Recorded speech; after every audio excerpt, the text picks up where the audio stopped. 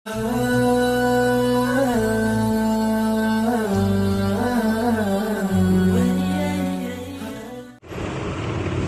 لله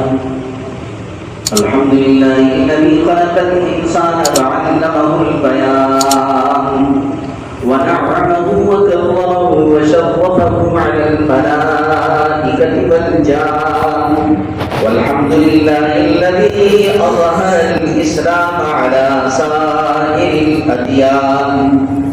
والصلاة والسلام على سيد السادات سيد الأنام أعني محمدا الذي خرب الكفر والعصيان، وعلى آله وأصحابه الذين من عليهم المنان، خصوصا على خلفاء الستة أعني أبا بكر وعمر وعثمان وعليا وحسنا ومعاوية بن أبي سفيان أدخلهم الله في الجنان. أما بعد، قال الله تبارك وتعالى في القرآن: أعوذ بالله من الشيطان الرجيم، بسم الله الرحمن الرحيم. إذا جاء نصر الله والفتح ورأيت الناس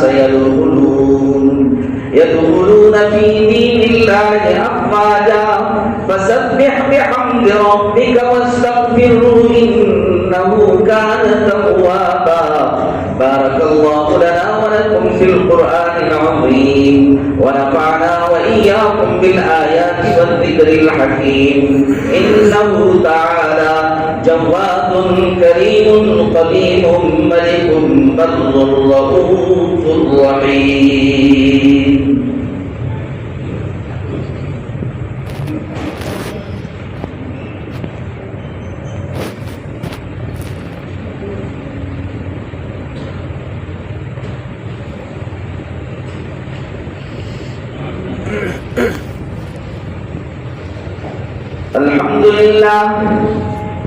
الحمد لله نحمده ونستعينه ونستغفره ونؤمن به ونتوكل عليه، ونعوذ بالله من شرور أنفسنا ومن سيئات أعمالنا. من يهده الله فلا مضل له ومن يضلله فلا هادي له، ونشهد أن لا إله إلا الله وحده لا شريك له، ونشهد أن سيدنا وسندنا ومولانا محمدا عبده ورسوله، أرسله بالحق بشيرا ونذيرا وداعيا إلى الله بإذنه وسراجا منيرا. أما بعد، عليكم بتقوى الله، لأن سبحانه تبارك وتعالى قال: أعوذ بالله من الشيطان الرجيم، بسم الله الرحمن الرحيم. يا أيها الذين آمنوا اتقوا الله حق تقاته ولا تموتن إلا وأنتم مسلمون.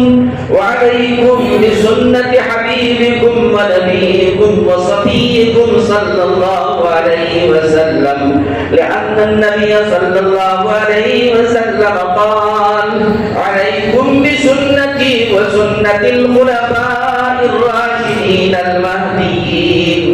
اللهم انصرنا ولا تنصر علينا، اللهم امكرنا ولا تمكر علينا، اللهم زدنا ولا تنقصنا، اللهم لا تسلط علينا غيرنا، اللهم لا تسلط علينا الأمريكيين والهنديين والبريطانيين والإسرائيليين. اللهم انصر إخواننا المستضعفين في فلسطين إلى يوم الدين، ولا تكلهم إلى المشركين المفسدين المنافقين، ولا تكلهم إلى الكافرين، ولا تكلهم إلى المفسدين. اللهم لا تكلنا إلى إسرائيليين.